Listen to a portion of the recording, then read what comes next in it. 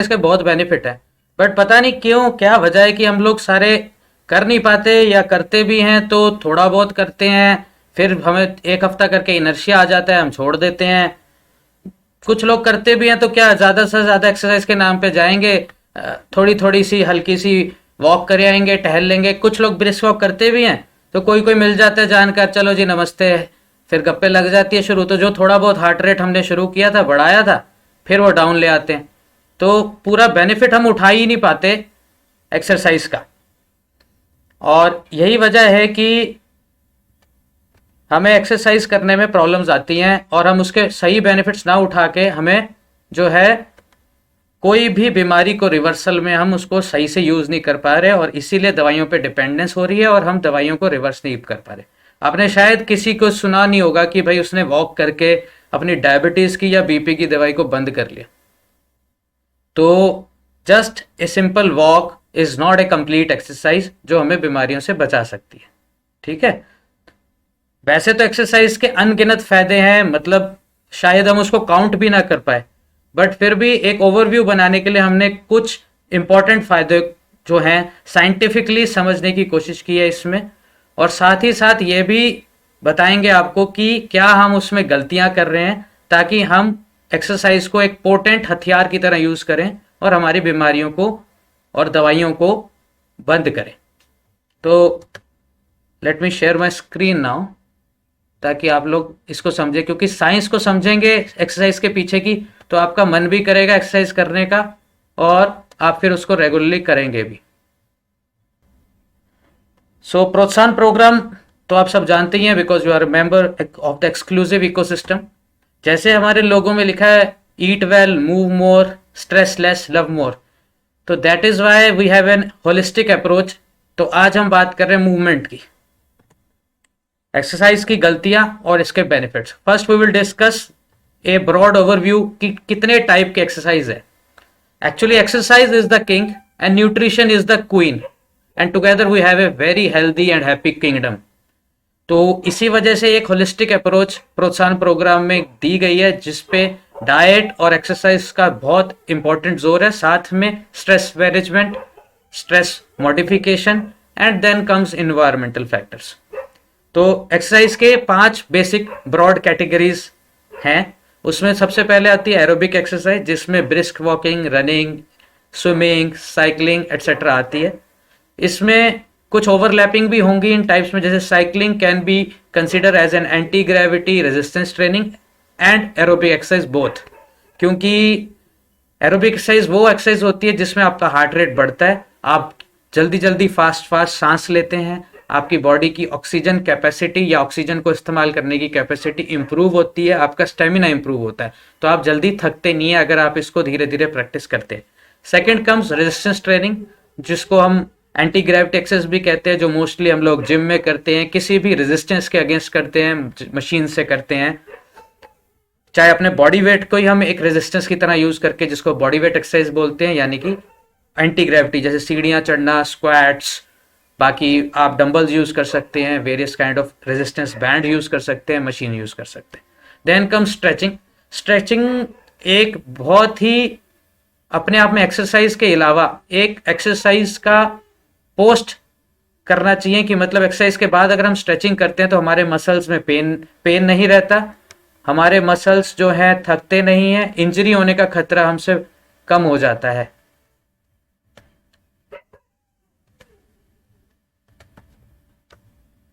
Fourth type is balance exercise, जो various kind of योगासनस है। इसमें भी जो योगा है ये ओवरलैपिंग है, क्योंकि योगासन भी एंटी ग्रेविटी होते हैं, उनमें भी हम स्ट्रेचिंग करते हैं, अपनी बॉडी की जो है स्ट्रेचिंग एबिलिटीज को बढ़ाते हैं, मोबिलिटी को, हमारे जॉइंट मोबिलिटी को बढ़ाते हैं, मेंटली कामिंग इफेक्ट इसका होता है, हमारे मसल्स को बहुत रेस्ट मिलता है, स्लीप की क्वालिटी इंप्रूव होती है। तो योगा के बहुत सारे आसनास हम यूज कर सकते हैं, और प्रोत्साहन प्रोग्राम में डॉक्टर गरिमा जो हमारी dedicated nutritionist, she is a very Avid yoga follower, तो वो आपको आगे आने वाले कुछ सेशंस में नेक्स्ट मंथ जब हम स्पेसिफिक एक्सरसाइज की बात करेंगे तो आपको योगा आसन्स के लाइव क्लास को भी डेमो देंगी। देन कम्स ब्रेथ वर्क, प्राणायाम, ये बहुत ही फेमस कर दिया गया है बहुत से योगा गुरु, बट हम एज ए पेशेंट इसकी बहुत अंडर वैल्यू करते हैं। सबसे ज़्यादा इग्नोरेंट फॉर्म ऑफ एक्सरसाइज है ब्रेथ वर्क। और मेरा मानना है अगर हम सुबह उठ के 5 से 10 मिनट भी डेडिकेटेड ऑन बेड, आप बेड पे बैठे बैठे भी ये कर लो, तो जो आपकी चाय की तलब और वेरियस डिप्रेशन, सुबह उठ के काम पे ना जाने का मन, वे सारी चीज़ें हम ख़त्म कर सकते हैं। तो ब्रेथ वर्क इतना पावरफुल टूल है हमारे स्ट्रेस को कम करने का, हमारे स्ट्रेस के रिस्पॉन्सेज को मॉडिफाई करने का, हमारे गुस्से, बीपी, हार्ट रेट सबको ये रेगुलेट कर सकता है ब्रेथ वर्क। इसकी साइंस पे हम आगे आने वाली स्लाइड्स पे बात करेंगे। अब इन 5 ब्रॉड कैटेगरीज को हमें आपकी बीमारी, आपकी बॉडी टाइप, आपके रहन सहन, आपकी जो दिनचर्या है कि आप कितना काम करते हैं, कितना समय आप सीट पे बिताते हैं, इन सब के हिसाब से हमें इनका एक कॉम्बिनेशन बनाना चाहिए जिससे हम आपकी बीमारियों को रिवर्स करें। और यही हम गाइडेड वे में प्रोत्साहन प्रोग्राम में करते हैं। ये नहीं कि सिर्फ आपको बोल दिया वॉक कीजिए एंड दैट इज ऑल, ऐसा नहीं है। And various exercise challenges which we will be starting after this session. जो पहला चैलेंज हम आपको इस वीक का देंगे, तो वो चैलेंजेस आप जैसे से पूरे करेंगे आप देखेंगे आप अपने हेल्थ स्टेटस पे रिवर्सल में चले गए हैं। तो एक्सरसाइज के बेनिफिट्स इन्यूमरेबल है, हम एक एक करके अब मैं इलेबोरेट करूंगा इनको, ठीक है। First of all collateral circulation. आपने सुना होगा कि भाई हमारे हार्ट की या ब्रेन की आर्टरी में एक क्लॉट आ गया, उससे उसको ब्लड नहीं पहुंचा, ब्लड ना पहुंचने की वजह से वो एरिया डेड हो गया। इसको हम हार्ट अटैक, मायोकार्डियल इन्फार्क्शन जिसको बोलते हैं, या स्ट्रोक का नाम देते हैं। ये क्यों होता है? जैसे आप इसमें देखेंगे, आप पिक्चर ए में आप देखिए और पिक्चर बी में फर्क देखिए। पिक्चर ए में हार्ट में जो मेन वेसल्स हैं बस वही खुली हैं, उनके आपस में कोई भी कम्युनिकेशन नहीं है, कोई चैनल उनके बीच में नहीं है। नेचर ने हमें बहुत सारी रिजर्व आर्टरीज दे रखी होती हैं, कैपिलरीज दी होती है जो थ्रू आउट लाइफ बंद रहती है। बट जब हम एक्सरसाइज के द्वारा डिमांड बढ़ाते हैं अपने हार्ट के ऊपर, हार्ट मसल जब पंप करते हैं हमारे एक्सरसाइज के वक्त, जैसे एरोबिक से, तो हमारे हार्ट मसल्स बोलते हैं हमें और ऑक्सीजन चाहिए, हमें और ग्लूकोज चाहिए, हमें और न्यूट्रिशन चाहिए, हमें भूख चाहिए, तभी हम काम कर पाएंगे। तो वो एक्स्ट्रा अमाउंट ऑफ न्यूट्रिशन पहुंचाने के लिए हमारी बॉडी में बहुत सारे ग्रोथ फैक्टर्स या एंडोथीलियल फैक्टर्स सेक्रेट होते हैं। जो हमारे आर्टरीज के अंदर की लाइनिंग है उसमें vasculo endothelial growth factors and other scientific terms है जो आपके किसी मतलब की नहीं है, लेकिन फिर भी मैं बता रहा हूँ। उससे क्या होता है कि हमारी कोलेट्रल वेसल्स यानी ऑल्टरनेट चैनल्स ओपन अप हो जाती है। जैसे आप पिक्चर बी में देखिए, मान लीजिए अब इसमें से किसी मेन वेसल में यहाँ पे क्लॉट आ जाए, मान लो अब यहाँ क्लॉट आ गया जहाँ पे एरो है, इस एरिया में अगर क्लॉट आ भी गया तो इसने जो एरिया सप्लाई करना था यह, यहाँ से इस आर्टरी से भी ब्लड आ सकता है। तो आप देखेंगे मायोकार्डियल इन्फार्क्शन से जितना हार्ट का एरिया डेड होना है वो कम हो जाएगा, उसका इफेक्ट भी कम हो जाएगा, और हो सकता है कि हम अपने हार्ट अटैक को प्रिवेंट भी कर पाए अगर हम इसको डिसिप्लिन से फॉलो करें। सिमिलरली आप ब्रेन के बारे में, ये ब्रेन की वेसल्स हैं, इसमें भी आप देखेंगे पिक्चर ए में और पिक्चर बी में फर्क। पिक्चर ए में कोई कोलेट्रल वेसल्स नहीं है, पिक्चर ए में सॉरी कोलेट्रल वेसल्स हैं, पिक्चर बी में कोई कोलेट्रल वेसल्स नहीं है। इसीलिए जो डैमेज आप देख रहे हैं ये येलो एरिया जो है कम है पिक्चर ए में, और पिक्चर बी में ये एरिया ज्यादा डैमेज है। तो स्ट्रोक का इफेक्ट यानी लकवा मारना ज्यादा इफेक्ट करता है, ज्यादा क्रिपलिंग हो जाता है, ज्यादा लिमिटिंग फैक्टर हो जाता है जब हम एक्सरसाइज रेगुलर नहीं कर रहे होते तब। ये साइंस है इसके पीछे की जब हम एक्सरसाइज करते हैं रेगुलर, हम थोड़ा स्ट्रेस बढ़ाते हैं अपने मसल्स पे, अपने ब्लड वेसल्स पे, तो हमारी बॉडी हेपरिन और ग्रोथ फैक्टर्स सिक्रीट करती है जिससे नई आर्टरीज बनती हैं। सेकंड, हमारे मसल्स को ताकत देता है। जैसे जैसे हमारी एज बढ़ती है we lose our muscle mass, और उस मसल की जगह हमारी बॉडी में फैट जमा होने लगता है, इसीलिए हम थका फील करते हैं, हम लिमिटिंग हो जाते हैं, हमें लोगों की हेल्प लेनी पड़ती है, कई लोगों को तो इवन व्हील चेयर पे भी आना पड़ता है क्योंकि उनका मसल लॉस होता है। Human body follows a simple principal, use it और लूज इट। तो सिमिलरली मसल्स हैं एंड इवन ब्रेन सेल्स, जब हम रिलेटिवली यूज करते रहते हैं मसल्स को, हम रेलेवेंटली यूज करते हैं अपने ब्रेन को, हमारी सोसाइटी में एक रेलेवेंस बनी रहती है, तब तक हम एक्टिव रहते हैं, अल्जाइमर से बचे रहते हैं और हमारी बॉडी भी सही काम करती है। तो मसल्स को डिमांड क्रिएट करोगे तभी वो मसल ग्रो करेगा। Strengthening again is better to better cardiovascular health, इसीलिए हमें at least 2 sessions at least 30 minutes of rigorous session दो, एंड 3 मॉडरेट ग्रेड के सेशंस, चाहे वो एरोबिक हो और स्ट्रेंथ ट्रेनिंग हो, इनको मिक्सअप करके कम से कम 300 मिनट की एक एक्सरसाइज एक वीक में करनी चाहिए। तो अब सोचिए कि आप ये सब फॉलो कर रहे हैं, इसीलिए गलतियां हो रही हैं, हम इनफ एक्सरसाइज करते ही नहीं है, and that is why we are not able to improve on our health status. अब ये बहुत इंपॉर्टेंट एक टूल है जो हमारी blood vessels nitric oxide secrete करती है in relevance to some food, specially सबसे इंपॉर्टेंट इसका सोर्स है beet root, then various kind of berries, आंवला हो गया, देन रूट वेजिटेबल्स, अदरक, हल्दी एटसेट्रा, और बेरीज में शहतूत, मैं इंडियन बेरीज की बात कर रहा हूँ, लेकिन foreign black berries, strawberries, all those berries have good amount of nitric oxide. Legumes, जो नाइट्रोजिनस लेग्यूम्स होते हैं, जैसे चना हो गया, मूंग दाल हो गया एटसेट्रा, जो हमारे स्प्राउट से आ सकता है।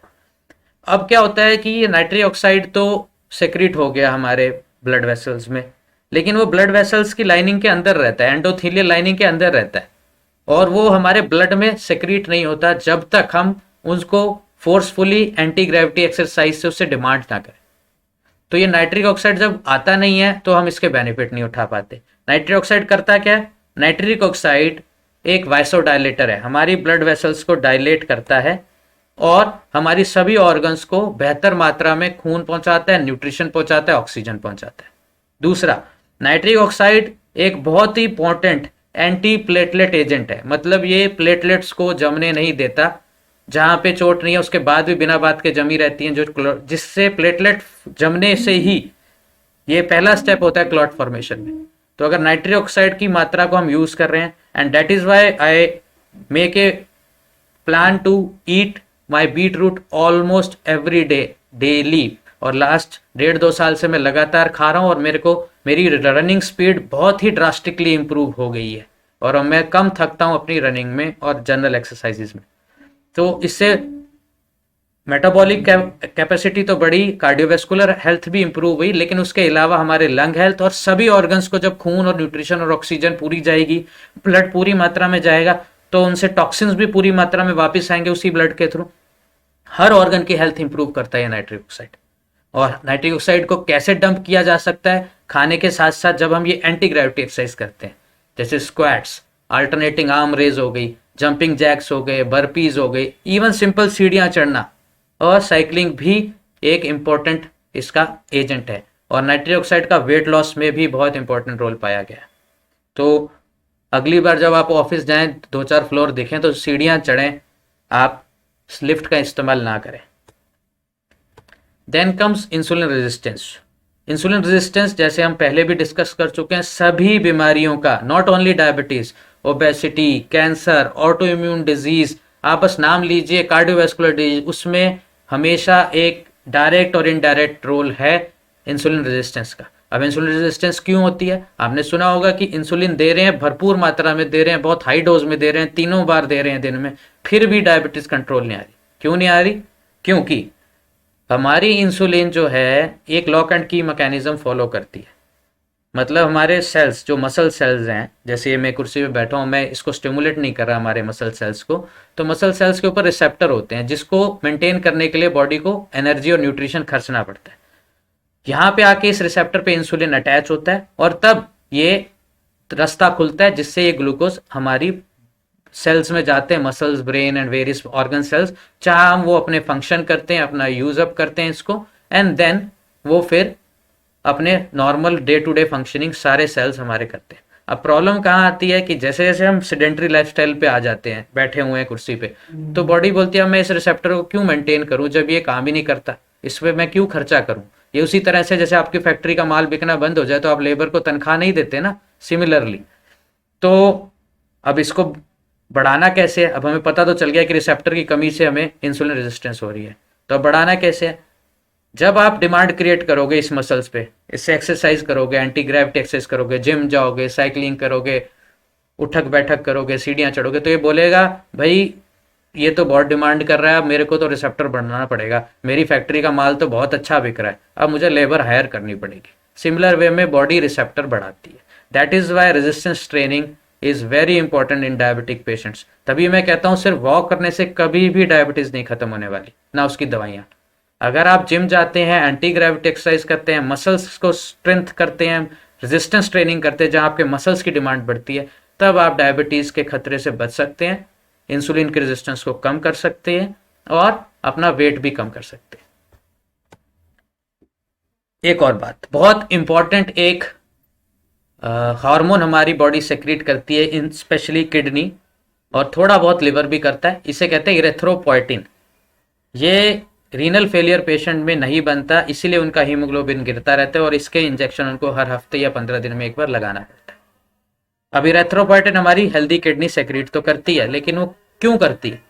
किडनी को जब हाइपोक्सिया पता चलता है, यानी कि कम ऑक्सीजन उस तक पहुंचती है किडनी के सेल्स के बाद, तब उसको स्टिमुलेट, क्योंकि हमारा रेड ब्लड सेल हमारी ऑक्सीजन पहुंचाते हैं, तो बॉडी बोलती है ऑक्सीजन तो आ नहीं रही भाई, अब रेड ब्लड सेल तो हमें बढ़ाना पड़ेगा।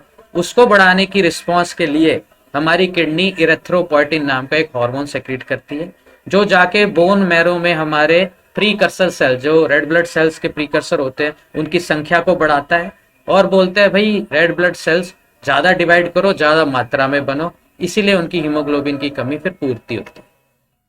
इरेथ्रोपोइटिन को हम हाइपोक्सिया क्रिएट करके बढ़ा सकते हैं। कैसे? जैसे अब आप दौड़ोगे, आपकी बॉडी में ऑक्सीजन यूज अप होगी, आप सांस तेज लोगे, आप एक्सरसाइज करोगे जिम में, आपका सांस फूलेगा, आप साइकिल चलाओगे, any kind of exercise, even breath work जब आप करते हो तब भी। अब होता क्या है, आप एक आर्टिफिशियली हाइपोक्सिया क्रिएट कर रहे हो, यानी आपकी ऑक्सीजन की जो मात्रा है, जैसे PO2 आप कोविड में नाप रहे थे ना, तो जैसे ही PO2 नीचे जाता है हमारी किडनी बोलती है चलो भाई कर दो सेग्रेट। तो सुबह के 30 से 40 मिनट के सिर्फ एक्सरसाइज सेशन से आप पूरे दिन या पूरे फ्यूचर के लिए आप red blood cells and various other sales जो हमारे इम्यून सिस्टम के होते हैं, जिनमें व्हाइट ब्लड सेल भी एक हैं, तो वो भी उनकी मात्रा भी बढ़ने लग जाती है इरेथ्रोपोइटिन के यूज से। और इसके इनडायरेक्ट बेनिफिट बहुत से ऑर्गन्स पे है, brain, endothelium health, bone marrow, heart, muscles, white fat, etcetera etcetera. उसके अलावा बोलते हैं ना लोग कि भाई एक्सरसाइज करने से इम्यूनिटी बढ़ती है, ये तो सबको पता है, लेकिन क्यों बढ़ती है आज बात करते हैं। हमारी इम्यून सिस्टम का सबसे पहला फर्स्ट जो रिएक्शन होता है या हमारा फर्स्ट लाइन ऑफ डिफेंस होता है वो है न्यूट्रोफिल्स। न्यूट्रोफिल्स कौन से सेल है? ये वो सेल्स हैं जो जाते हैं बैक्टीरिया वायरस को इनगल्फ करते हैं और फैगोसाइटोस करके उसको मार देते हैं।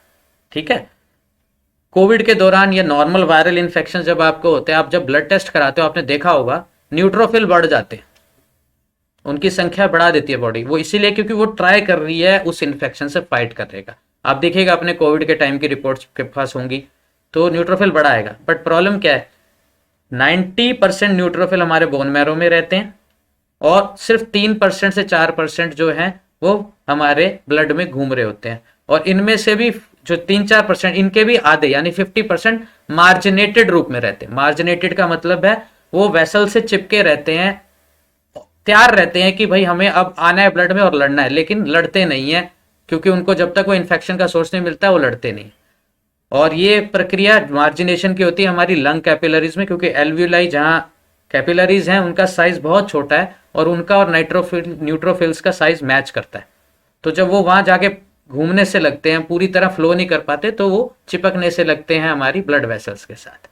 इसी को हमने मार्जिनेशन नाम दी। अब जब हम एक्सरसाइज करते हैं मॉडरेट टू सिवियर ग्रेड की ट्रेनिंग, चाहे आप जो मर्जी एक्सरसाइज का नाम ले लो, तो हमारी बॉडी का ब्लड फ्लो फास्ट होता है और ये डीमार्जिनेशन की प्रक्रिया चालू होती है, यानी कि ये न्यूट्रोफिल्स मार्जिनेट से होकर हमारे ब्लड में फ्री रूप से घूमने लगते हैं। अब मान लो मैं सुबह दौड़ के आया और मैं क्लिनिक गया एज ए डॉक्टर, वहां मेरे सामने कोविड का या फ्लू का पेशेंट बैठा है, तो मुझे वायरस मिला। अब मेरे तो न्यूट्रोफिल सुबह ही डीमार्जिनेटेड थे और ये 6 से 8 घंटे तक डीमार्जिनेटेड रहते हैं, तो 6 से 8 घंटे तक वो तैयार बैठे हैं, आया वायरस, मेरा न्यूट्रोफिल आया उसको खा गया। हो सकता है यही कारण है कि मुझे आज तक कभी भी क्लिनिक पे मास्क पहनने की जरूरत नहीं पड़ी। मैंने आज तक एक पैसा भी मास्क खरीदने पे खर्चा नहीं, ना मैंने सैनिटाइजर आज तक खरीदा। दूसरी बात, इवन ड्यूरिंग कोविड लॉकडाउन में लगातार अपनी रनिंग, अपनी एक्सरसाइज चालू रखी जब मुझे फीवर के कुछ सिम्टम्स थे तब भी, और हो सकता है यही एक मेजर कारण है कि मेरा कोविड बहुत माइल्ड रहा और कई लोगों का बहुत सिवियर रहा जो एक्सरसाइज नहीं करते। तो ये उसके पीछे की साइंस है। ये मार्जिनेशन की प्रक्रिया के बारे में ये हमारी स्टैंडर्ड ऑन्कोलॉजी और हेमाटोलॉजी की बुक है जो अभी हम लोग तैयारी कर रहे हैं फॉर हम और कैंसर पेशेंट्स। तो इसमें ये स्पेसिफिक साइंटिफिकली समझाए गए कि कैसे एल्वियोलाई में ये मार्जिनेट होते हैं और कैसे ये फिर ब्लड में आते हैं, और जब जैसे उनको वायरस मिलता है या बैक्टीरिया मिलता है या कोई भी माइक्रोब मिलता है, ये डायपेटिसिस यानी इस ब्लड वेसल की लाइन के सेल्स के बीच में से निकल के वहां पहुंच जाते हैं जहां पे इन्फेक्शन है और उसको मार देते हैं। सिमिलर वे में ये देखें ना आप, हिस्टामिन, ब्रेडेकाइनिन, ये सारे जो है इन्फ्लामेटरी मार्कर्स हैं। हम लोग टेस्ट कराते थे ना इन्फ्लामेटरी मार्कर्स का कोविड के दौरान, IL-6, डी डायमर, ये सब हमारी शरीर जो इन्फ्लामेटरी मार्कर्स छोड़ता है, और इसी को रिस्पॉन्स में हमारा न्यूट्रोफिल इस तरह से ब्लड से, पहले तो बोन मैरो से डीमार्जिनेट होकर ब्लड में, फिर ब्लड से डायबिटीज होके उस जगह पे, और फिर ये इन्फ्लामेशन जो एक हमारा प्रोटेक्टिव मैकेनिज्म है, हम इन्फेक्शन को मारने का तरीका है। तब भी मैं बोलता हूँ अगर थोड़ा सा फीवर आ भी रहा है तो उसको इमीडिएटली मत दे भाई, वो हेल्पफुल है हमारे न्यूट्रोफिल्स को फैगोसाइटोस करने के या इन्फेक्शन को मारने के लिए। प्रिवेंशन ऑफ कैंसर, बहुत सी स्टडी पब्लिश हो चुकी हैं, कुछ तो ऐसी जिन्होंने एथलेटिक्स लोगों को कंपेयर किया नॉन एथलेटिक की, सेम एज ग्रुप में, सेम कॉलेज में। तो ये प्रूव हो गया कि more than 50% of cancers respond to exercise, उनकी प्रिवेंशन में भी उसका रोल है। एंड दीज आर दो स्टडीज जो हम पहले भी आपको दिखा चुके हैं और अब फिर से एज ए ओवरव्यू आपको दिखा रहे हैं।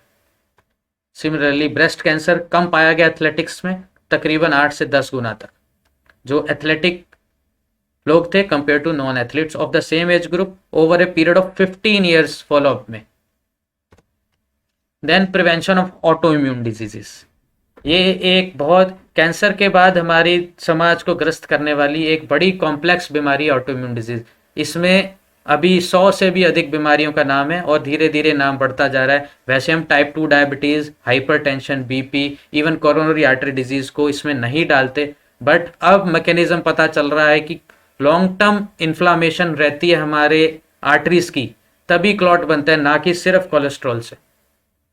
तो इन बीमारियों के लिए लड़ना बहुत जरूरी है। हमारा आने वाला वेबिनार भी स्पेसिफिकली इसी पे फोकस कर रहा है। इसमें साफ पता चला है कि जब हम रेगुलर एक्सरसाइज करते हैं तो हमारे जो ऑटो इम्यून बुरे सेल हैं, यानी T17 लिम्फोसाइट्स हमने नाम दिया उनको, और साथ में इन्फ्लामेटरी मार्कर्स यानी IL-6, CRP एटसेट्रा, ये कम हो जाते हैं। तो जो सिम्टम्स हैं, जो आउटकम्स हैं, multiple sclerosis, inflammatory bowel disease, rheumatoid arthritis and various other autoimmune disease, even diabetes, तो उसको, उसके सिम्टम को कम करने में और उनको प्रिवेंट करने में इसका बहुत बड़ा रोल है रेगुलर एक्सरसाइज का। देन हमारी मसल स्ट्रेंथ तो बढ़ाता ही है जब हम डिमांड क्रिएट करेंगे, और एंड्योरेंस बढ़ाता है। आप बड़ी उम्र तक भी लोगों पे, किसी पे डिपेंडेंट नहीं होते, आप बेड रिडन नहीं होते, आपकी फैमिली पे आपको बोझ नहीं बनना पड़ता, आप अपना काम खुद करते हैं, खुश रहते हैं, और समाज में रिलेवेंट रूप से जो कहते हैं रिलेवेंट रूप से आप अपना जो गोल है वो पूरा करते रहते हैं, लाइफ गोल, और अपनी रिस्पॉन्सिबिलिटीज पूरी कर पाते हैं अच्छी तरीके से। ऑस्टियोपोरोसिस, ये हमारे समाज में, हमारी वुमेन में almost 70% of women above the age of 60, और अब ये एज घटती जा रही है, are suffering for osteoporosis. But इसका कारण क्या है? सिर्फ कैल्शियम नहीं, लोग बोलते कैल्शियम कैल्शियम कैल्शियम, कैल्शियम तो बल्कि उल्टा पाया गया है कि कैल्शियम ज़्यादा लेने से हमारी बोन्स और वीक होती है, डेयरी प्रोडक्ट्स लेने से और वीक होती है हमारी बोन्स। ऑस्टियोपोरोसिस का मेन कारण है धूप की कमी, एक जो विटामिन डी हमें नहीं मिलता। सेकेंडली जो है, हम इतनी डिमांड नहीं क्रिएट करते हमारी बोन्स के ऊपर। हमारी बोन्स भी बाकी सेल्स की तरह है, उसमें भी लगातार रिपेयर का और टूटने का मैकेनिज्म चलता रहता है। 2 टाइप के सेल हैं बोन्स के, ऑस्टियोक्लास्ट एंड ऑस्टियोब्लास्ट। ऑस्टियोब्लास्ट नई बोन बनाते हैं और ऑस्टियोक्लास्ट पुरानी बोन को काट जाते हैं। तो जब हम बोन्स पे दबाव डालते हैं तो हमारे ऑस्टियोब्लास्ट सेल बोलते हैं यार ये तो बोन पे बहुत भार डाल रहा है, मुझे बोन के मजबूत करना पड़ेगा। तो वो बोन सीमेंट यानी नए बोन फॉर्मेशन में हेल्प करता है, ज़्यादा मात्रा में करते हैं, तो ऑस्टियोक्लास्ट ऑस्टियोब्लास्ट का बैलेंस बना रहता है और हम ऑस्टियोपोरोसिस से बच जाते हैं। तो that is how we reduce osteoporosis and improves bone health. और हमारी वुमेन जो क्रिपलिंग हो जाती है, उनकी कमर झुक जाती है, उनको व्हील चेयर पे आना पड़ता है, उनको हम अवॉइड कर सकते हैं अगर हम रेगुलर एक्सरसाइज करें, स्पेशली वेट ट्रेनिंग। और बड़ा एक हमारे समाज में मिथ है कि भाई हमारी एज बढ़ गई है 40 के बाद तो जाना ही नहीं चाहिए जिम, या एंटी ग्रेविटी एक्सरसाइज करना ही नहीं चाहिए, जो बहुत ही गलत है। देन प्रोपोर्शन एंड बैलेंस, ऐसा है हमारा पोस्चर खराब होता जा रहा है। हम बहुत से लोग जो है, हमें खासकर आज के लॉकडाउन के बाद और आज के आईटी फील्ड्स के लोग स्पेशली जो है, उनका पोस्चर खराब है, उनको मैकेनिकल बैकएक रहने लग गया और उनको चक्कर की समस्या या सर्वाइकल स्पॉन्डिलाइटिस होने की समस्या आने लग गई। ये हमारे बैलेंस और प्रोप्रोसेप्शन की जो हमारी सेंसेस हैं उनके बिगड़ने से हुआ है। तो अगर हम रेगुलर एक्सरसाइज करते हैं, हमारा 3D में जो हमारा रिस्पॉन्स है, हमारा जो सेंसर्स हैं, हमारे जो क्या कहते हैं, हमारे जितने भी जॉइंट प्रोप्रोसेप्शन के सेंसर्स हैं, वो 3D के कंपैरिजन में अपने आप को अच्छे से रिलेट कर पाते हैं, अपना पोस्चर करेक्ट कर पाते हैं और हमें फिर इन तरह की बीमारियों से भी बचाव मिलता है। Then comes anxiety and depression, very very important topic. आजकल हर कोई किसी ना किसी मेंटल हेल्थ इशू से जूझ रहा है, और एक्सरसाइज जब हम करते हैं, हमारे फील गुड हार्मोन्स जिनको एंडोर्फिन्स कहते हैं, ये सेक्रेट होते हैं। ये हमारे मूड्स को इम्प्रूव करते हैं, हमारे को सुबह सुबह ही स्फूर्ति देते हैं कि भाई चलो काम पे। और आप फ़र्क भी देखना, आप एक हफ्ता रेगुलर वॉक पे जाइए नेचर में, ओपन में, एंड एक हफ्ता लेट उठिए, सूरज को भी मत देखिए, आपको खुद ही फ़र्क पता चल जाएगा अपने मूड्स में। स्ट्रेस से लड़ता कैसे एक्सरसाइज, जब हम स्ट्रेसफुल कंडीशन में होते हैं तो हम बहुत ही हल्का, शैलो और रैपिड ब्रीदिंग कर रहे होते हैं, हमारी हार्ट रेट फास्ट हो रही होती है, ठीक है, और हमारे किडनी फंक्शंस, हमारी डाइजेशन फंक्शन स्लो हो रहे होते हैं जब हम स्ट्रेस में होते हैं, क्रॉनिक स्ट्रेस में। हमारा बीपी बढ़ता है, बॉडी में सूजन बढ़ती है, इंसुलिन की मात्रा बढ़ती है, रेजिस्टेंस शुगर का बढ़ता है।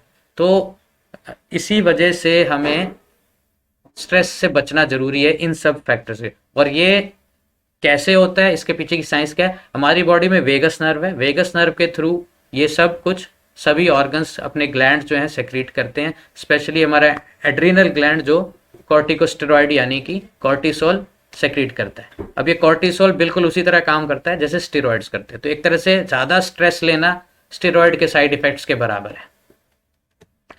तो इसमें प्राणायाम का क्या हेल्प है, प्राणायाम क्या करती है, जब हम गहरा और स्लो सांस लेते हैं, एक एवरेज आदमी, एवरेज इंसान जो है नॉर्मली 12 से 14 बार सांस लेता है 1 मिनट में, यानी 60 सेकंड में।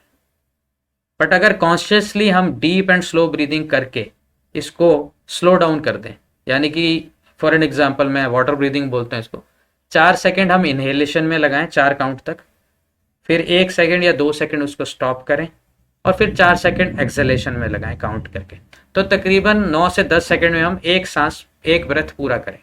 और ये सांस हमें पूरा गहरा लेना चाहिए, स्टमक में लेना चाहिए, रादर देन चेस्ट, यानी कि एब्डोमिनल ब्रीदिंग को प्रमोट करना, जैसे इन्फेंट्स लेते हैं। जब बच्चा पैदा होता है आप देखेंगे उसका पेट ऊपर नीचे होता है, छाती नहीं, और वही हेल्दी ब्रीदिंग के तरीका है। तो आप जब 10 सेकंड में एक सांस पूरा करके, तो 60 सेकंड में आप सिर्फ 6 से 8 ब्रेथ ही ले पाएंगे, यानी आपने अपनी हार्ट ब्रेथ रेट को तकरीबन नॉर्मल से आधा कर दिया, जो आप अनकॉन्शियसली करे जा रहे हैं। तो कॉन्शियस ब्रीदिंग इसीलिए बहुत हेल्पफुल है। इससे क्या होता है, आप हैक कर लेते हैं अपने ब्रेन को, अपनी वेगस नर्व को, आप बोलते हो हैक करके, क्योंकि इसका एक इफेक्ट होता है, वेगस नर्व जब पैरासिम्पैथेटिक सिस्टम में स्टिमुलेट होती है, ऑटोनोमिक नर्वस सिस्टम जो हमारा ऑटोमेटिक चलता रहता है ना, उस सिस्टम का ये बहुत इंपॉर्टेंट पार्ट है। तो वेगस नर्व जब स्टिमुलेट होती है सिंपैथेटिकली तो वो हार्ट रेट को बढ़ाती है, बट पैरासिम्पैथेटिकली होती है तो वो हार्ट और ब्रेथ रेट को कम करती है। अब जब हमने जानबूझ के अपनी ब्रेथ रेट कम कर ली, तो वेगस नर्व को सिग्नल जाता है कि ब्रेथ रेट कम हो गई है, तो ये बाकी सारे ऑर्गन्स को भी उसी पैरासिम्पैथेटिक सिस्टम में शिफ्ट कर देती है, यानी हार्ट रेट को स्लो करती है, बीपी को कम करती है, ब्रेथ रेट तो हमने खुद ही कम कर लिया है, हमारी डाइजेशन को इम्प्रूव करती है, किडनी फंक्शन को इम्प्रूव करती है ताकि प्रॉपरली यूरिन फॉर्मेशन हो, डाइजेशन इम्प्रूव होती है, सेक्सुअल फंक्शन इम्प्रूव होता है, बाकी सारे फैक्टर भी इम्प्रूव होते हैं इससे। तो ब्रेथ वर्क को कभी भी आप इसको जो मर्जी नाम देना, चाहे प्राणायाम कहिए, योगा कहिए, मेडिटेशन कीजिए, इसको बहुत इंपॉर्टेंट समझते हुए डेली प्रैक्टिस में इंकॉर्पोरेट कीजिए। इसको आप कभी भी कर सकते हो, जब भी थोड़ा सा फ्री टाइम मिले, try to dewire from your, जो भी आप डिस्ट्रैक्टेड रहते हैं, डिस्ट्रैक्शन से डी वायर होइए, उससे हटिए और ये प्रैक्टिस कीजिए। आप देखिए धीरे धीरे धीरे आपकी स्ट्रेस, बीमारियां कम होती जाएगी। That is why I always say exercise is the most important and underutilized antidepressant, and it's almost free ही है बिल्कुल। Then it burns calories and fats. Of course obesity is the mother of all disease, और एक calorie surplus diet हम खाते रहते हैं, मतलब हम सारी जिंदगी मज़ा तो लेते रहते हैं, उसको जलाने की सज़ा हम नहीं लेते, और नेचर में मज़ा और सज़ा बैलेंस ही चलती है। मैंने माइटोकॉन्ड्रिया की बात की थी ना, तो हम माइटोकॉन्ड्रिया को डैमेज कर रहे हैं, तो उसको ठीक भी साथ साथ करते रहेंगे तो हमारा बीमारियाँ कम रहेंगी, बची रहेंगी। तो जो मर्जी नाम ले लीजिए, तो मेरे को बताने की भी जरूरत नहीं। Obesity is the mother of all diseases. आपकी जो वेस्ट विड्थ है वो कभी भी आपकी हाइट की विड्थ से हाफ से ज़्यादा नहीं होनी चाहिए। यानी इंचज़ में अगर आपकी हाइट 64 इंच है तो आपकी कमर 32 इंच से ऊपर नहीं होनी चाहिए कभी भी। स्पेशली हमारे पार्टिसिपेंट्स हैं कुछ, और उनमें कुछ बच्चे भी हैं, उनको मैं स्पेसिफिकली ये इंडिकेट कर रहा हूँ और बता रहा हूँ कि उनको स्पेशल ध्यान देना है इस पर। अब बेसिक्स क्या है एक्सरसाइज की, हमने समझ ली साइंस। अब हमारी गलतियां क्या हो रही हैं और हम क्या कर रहे हैं इसमें। एक तो एक ही टाइप के एक्सरसाइज को हम बार बार करते रहते हैं, इवन जिम भी जा रहे हैं या अच्छी रनिंग भी कर रहे हैं तो भी बॉडी का एक तरीका है, बॉडी फटाफट अडेप्ट होकर कंफर्ट जोन में चले जाती है। और यूजुअली देखा गया 6 से 8 हफ्ते ये टाइम लाइन है। तो मैं तो अपने जब भी मैं जिम भी करता हूँ रेगुलर, तो मैं हर 6 हफ्ते में उसके सेट्स और तरीकों को बदल देता हूँ, यानी कि रेप्स को और सेट्स को बदल देता हूँ, उसमें वेट ट्रेनिंग को ऐड कर देता हूँ, उसका वेट इंक्रीज कर देता हूँ। बॉडी को हमेशा एक शॉक चाहिए, हर 6 हफ्ते बाद अपनी एक्सरसाइज के तरीके को बदलिए, नहीं तो बॉडी क्या करेगी, 6 हफ्ते तक तो आपको इंप्रूवमेंट देगी, उसके बाद वो स्टैटिक फेज में आएगी, आपका वेट कम होना और कम हो जाएगा, आप नहीं इंप्रूव कर पाएंगे। देन उसको प्रॉपर फॉर्म में कीजिए, करेक्टेड वे में कीजिए, आपकी बीमारी से फोकस्ड होकर कीजिए, आपके बॉडी टाइप आपकी दिनचर्या के हिसाब से आपकी एक्सरसाइज डिजाइन होनी चाहिए।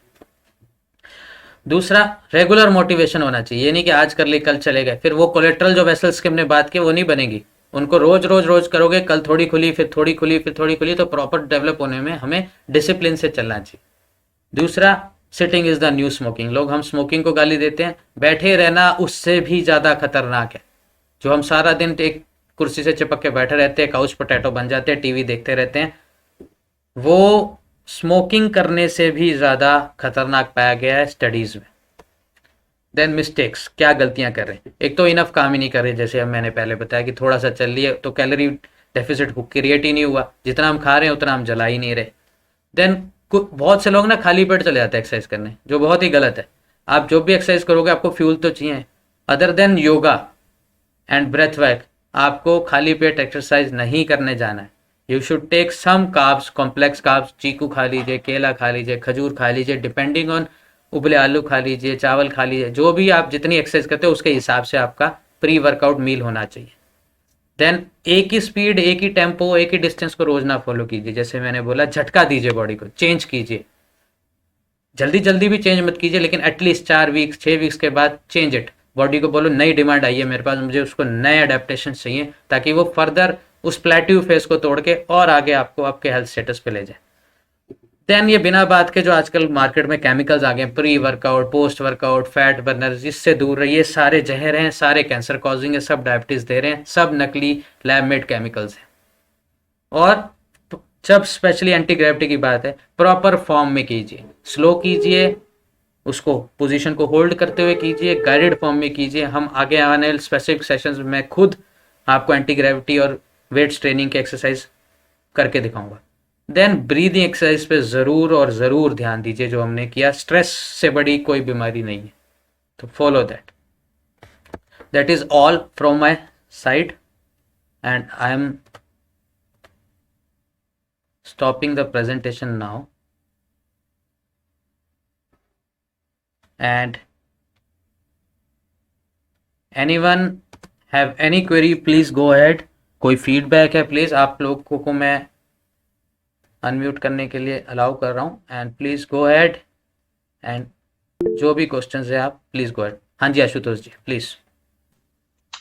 गुड मॉर्निंग डॉक्टर साहब। एक चीज पूछनी थी, आज तो हमने जो समझ लिया एक्सरसाइज के बारे में और उसके बेनिफिट्स के बारे में, नहीं करने से क्या होता है, करने से क्या होता है। यस, क्या आप हमारे लिए अलग से सेशंस होंगे जिसमें हमको एक्सरसाइज बताई जाएगी कि कैसे करनी चाहिए, कौन कौन सी एक्सरसाइज करनी चाहिए, ब्रेथ वर्क है तो क्या होना चाहिए, वेट्स के हैं, और ये तो आप यस, वो देंगे क्या सेशन है? This all practical sessions are lined up in our curriculum. जैसे जैसे अभी फर्स्ट मंथ में हम आपको एक जनरल ओवरव्यू दे रहे हैं, ताकि आप इसके बेनिफिट्स को समझ जाए, मोटिवेटेड रहें और इसको फॉलो कीजिए। देन हम स्पेसिफिक्स पे आएंगे। डॉक्टर गरिमा योगा कराएंगी, योगा के कुछ सेशंस कराएंगी जो हमारे पैंक्रियाज को, लिवर को स्टिमुलेट करेंगे, हमारे जॉइंट्स को ठीक करेंगे। मैं कुछ anti gravity, upper body, lower body strengthening अलग अलग कराऊंगा, सेशंस होंगे इन पे स्पेसिफिक। एंड देन हमने सबके लिए एक सेशंस बता देंगे और उसके बाद आपको स्पेसिफिक सेपरेटली आपको बता देंगे ग्रुप में या मैसेज कर देंगे कि आपको इनको फॉलो करना है, इस ग्रुप ऑफ एक्सरसाइज को ज़्यादा ध्यान देना है। फॉर एन एग्जाम्पल करुणा जी हैं यहाँ पे जिनको थायराइड अभी बहुत बड़ा आया, तो उनको हम बोलेंगे कि एरोबिक्स पे ध्यान दें ज़्यादा। गीत हमारे साथ हैं, गीत को जो है हमें ओबेसिटी को कम करना है, तो हम उनको एंटी ग्रेविटी प्लस एरोबिक दोनों का कॉम्बिनेशन बोलेंगे कि ये दोनों फॉलो करें वो। और सिमिलरली जैसे जैसे ऑटो इम्यून डिजीजेज में भी सिमिलरली हम दोनों टाइप की एक्सरसाइज फॉलो कराएंगे। ठीक है, तो डिपेंडिंग ऑन दिस हमें कितना आपका वेट हमें कम करना है, क्या हमारे टारगेट जो हमने कल कंसल्टेशन में आपसे बात की थी कि आपको इतना वेट रिड्यूस करना है, इतने इंचेस लूज करने हैं, तो उसके हिसाब से हम प्रोपोर्शनेटली एरोबिक और वेट्स ट्रेनिंग का या अदर फॉर्म ऑफ एक्सरसाइजेस का आपको कॉम्बिनेशन देंगे। उनको करना कैसे है उसके लिए specific session 1 by 1 on each set of exercises हम लोग पर्सनली कराएंगे। It will be a live video class. ठीक है डॉक्टर साहब, एक आखिरी क्वेश्चन है। यस। एंड बेसिकली कंसर्न है अभी रिसेंट के जो भी हमने देखे हैं कि जो लोग जिम जा रहे हैं, जो लोग एक्सरसाइज जिन्होंने काफी ज्यादा की हैं, they have heart myocarditis plus heart attacks. तो अगर हमको कहीं करना भी है तो shall we go under a proper trainer, या हम जो आप गाइड करेंगे उससे हम सिंपल करेंगे you without got it, you need not hire any trainer.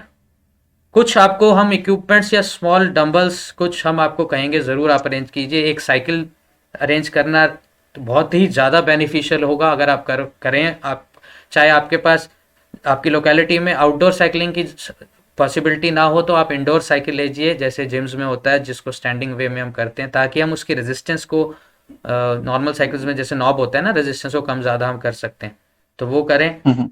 Because हम सबके पास समय की कमी है। ठीक है, तो आपको मैं बोलूँगा आप वॉक करने जाओ। जो आप 1 घंटे की वॉक में फ़ायदा पाओगे ब्रिस्क वॉक में, उतना साइकिल आपको 20 मिनट में करा देता है। And it's a combination of aerobic plus muscle training. आपके रेजिस्टेंस भी तो क्रिएट हो रही है, आपके लेग मसल जो सबसे ज़्यादा हमारे ये समाज में वीक मसल्स हैं वो है लेग मसल्स। डायबिटीज़ में, ओबेसिटी में सबके लेग मसल्स खराब हो जाते हैं। लेग्स में सबसे ज़्यादा सेल्यूलाइट और फैट जमा होता है, women know it better than me. तो उसको ख़त्म अगर आपको करना है तो आपको साइकिलिंग करने से आपके लेग मसल्स टोन अप होंगे। It is one of the largest muscles of our body, back muscles and leg muscles, और साइकिलिंग में दोनों इन्वॉल्व होते हैं। तो थिंक ओवर इट कि कितना ज़्यादा हम कैलोरीज वहाँ बर्न कर सकते हैं या शुगर बर्न कर सकते हैं, और कितने ज़्यादा इंसुलिन रिसेप्टर वहाँ अवेलेबल हैं जिनका हम फ़ायदा नहीं उठा रहे। Okay doctor, yes, nothing to worry about. Nothing. और मायोकार्डिटिस की जहाँ बात करूँ, वो गलती मैं बता देता हूँ, हम we will discuss in the 2 April autoimmune session. मेरा स्ट्रॉन्ग मानना है कि इसके पीछे वैक्सीन्स का हाथ है, स्पेशली कोविड वैक्सीन, इसमें कोई डाउट नहीं है। बट जब मैं रिसर्च कर रहा था अपने प्रेजेंटेशन के लिए, एक भी स्टडी खुल के नहीं बोल रही है इस बारे में। There are numerous legal suits filed against Pfizer in US, लेकिन फिर भी कोई स्टडी, आपको पता है कि कैसे स्टडीज बाहर आती हैं किस तरह से। इवन लैंसेट से बड़ी तो शायद मेडिकल जर्नल है ही नहीं, उसने भी माना है कि कैसे फार्मर लॉबी हमें थ्रस्ट करता है कि कौन सी पब्लिश होनी है, किस तरह से पब्लिश होनी है, क्या प्रेजेंटेशन होनी है। एंड बट हमने सबने वैक्सीन ले ली है डॉक्टर साहब, तो पता, एक हमारे लिए भी बहुत बड़ा कंसर्न है कि इसको कैसे नलीफाई करें। ठीक है, आई डोंट नो, मतलब एक गलती हो गई हमसे, कोई बात नहीं, और वो हमारे लिए मजबूरी क्रिएट कर दी गई थी। ठीक है, तो अब क्या कर सकते हैं कि जैसे हमारी, मैं बोल रहा हूँ ना, हमारे एंडोथीलियल लाइनम में इन्फ्लामेशन कर दी गई है इस वैक्सीन ने, तभी ये हमारे क्लॉट्स पर। तो हम ये नाइट्रिक ऑक्साइड का यूज करेंगे, बीट रूट खाएंगे, साथ में एंटी ग्रेविटी एक्सरसाइज करेंगे, तो हम उसको नलीफाई करेंगे साथ साथ। थैंक यू डॉक्टर साहब। Anyone else? यस पूजा जी। डॉक्टर साहब, जैसे मैं पहले बहुत रिग्रेस एक्सरसाइजेस करती थी और मैंने जिमिंग भी बहुत टाइम किया है, लेकिन उससे मेरे को नी में बहुत प्रॉब्लम हो गया। अभी मेरा राइट नी जो है मेरा इतना पूरा वर्क नहीं करता है। तो उससे मैं अभी भी 2 घंटे करती हूँ डेली एक्सरसाइज, 2 के भी मेरे 3 घंटे हो जाते हैं कितनी बार। लेकिन मैं रनिंग नहीं कर पाती जैसे अब मैं वॉकिंग ब्रिस्क वॉक कर लेती हूँ, साइक्लिंग कर लेती हूँ। जब हमने लोअर बॉडी स्ट्रेंथनिंग करनी है ना, जब हमने डेमो देना है आपको, तो उसमें हाँ, स्पेसिफिक एक्सरसाइज है नी स्ट्रेंथनिंग के लिए। ओके। आपके तो मतलब नी मसल्स को हम पहले स्ट्रेंथन करें। नी की इंजरी होने का बहुत बड़ा रीजन, क्योंकि मैं बहुत रनिंग कर चुका हूँ, मैं तो हाँ, 100 150 किलोमीटर नॉन स्टॉप भागा हुआ हूँ, और ऐसी जगहों पे जहाँ पे मतलब सड़क तो क्या, ट्रेल्स होती हैं। अब ओ, क्यों नहीं होती इंजरी हमें? क्योंकि हमारी रनिंग के साथ साथ जो जॉइंट पे दबाव पड़ रहा है उसको मैनेज कौन करता है? हमारे मसल्स करते हैं। हम्म, तो थाई के मसल, जिसको हम हैमस्ट्रिंग मसल्स कहते हैं, या फिर आगे के मसल्स को हम क्वाड्रिसेप्स कहते हैं, नीचे काफ मसल्स कहते हैं, जो जॉइंट, अब नी को, ये ऊपर के और नीचे के मसल जो मैं नाम ले रहा हूँ, ये अपनी जगह पे होल्ड करते हैं, उसको पोजीशन देते हैं।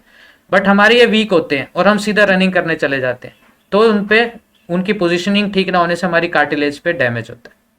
ओके। ऊपर से हम ओबीस होते हैं, ज्यादा वेट, ज्यादा झटके बैठते। जैसे आजकल बड़ा एक ट्रेंड है कि एरोबिक एक्सरसाइज बहुत अच्छी हैं, और बहुत सी वुमेन, क्योंकि डांस उनको पसंद होता है, तो एरोबिक्स करती हैं।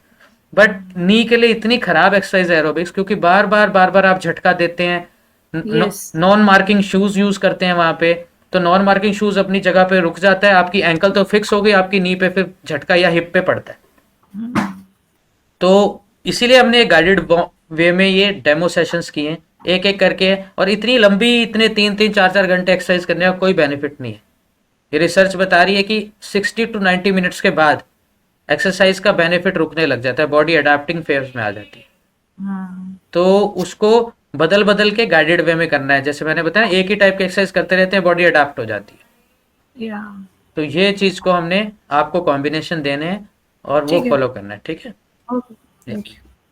सर एक क्वेश्चन ये है सर, जैसे गीत है ये मॉर्निंग में स्कूल चला जाएगा, हम्म तो जैसे आप कह रहे हैं कि प्री वर्कआउट मील करके फिर एक्सरसाइज कर ले, तो ये जैसे दोपहर को आके इसने लंच कर लिया, हम्म उसके बाद शाम को जैसे किस टाइम का हम ऐसा टाइम रखें जिसमें थोड़ी रनिंग कर सके या साइकिलिंग कर डेढ़ सके या? डेढ़ से 2 घंटा हो गया होना चाहिए, कोई भी हैवी मील लुए। अच्छा सर। और कोई लिक्विड मील, मतलब दूध वगैरह मत दीजिए। और कुछ हम्म। स्मॉल कार्ब्स जैसे खजूर हो गया, इसको खजूर मत दीजिएगा, इसका वेट ज़्यादा है तो हमें कम करना है। तो बॉइल्ड पोटैटोस या एक बनाना आप यूज़ कर सकते हो इनिशियली, क्योंकि ये अभी उतनी एक्सरसाइज फॉलो नहीं करेगा, धीरे धीरे स्टेमिना बढ़ेगा। तो मील्स शुरू में थोड़ी कम मील, और वैसे भी अगर आपने लंच किया हुआ है प्रॉपर, तो प्री वर्कआउट मील की ज़रूरत रहती नहीं है, बॉडी में इतना रिजर्व होता है। बट मतलब 5 साढ़े 5 बजे शाम को ये हाँ, बट रनिंग कर सकता है, साइकिलिंग कर सकता हाइड्रेशन का ध्यान जरूर रखिएगा। आगे है। गर्मियाँ आ रही हैं, ये नहीं हो कि आपकी बॉडी से इलेक्ट्रोलाइट्स कम हो जाएं और आप पानी कम पिए। तो जितना पसीना निकल रहा है बॉडी से, उतना आपको इनटेक भी करना है पानी का स्पेशली। अंडरस्टूड। ठीक है। Anyone else?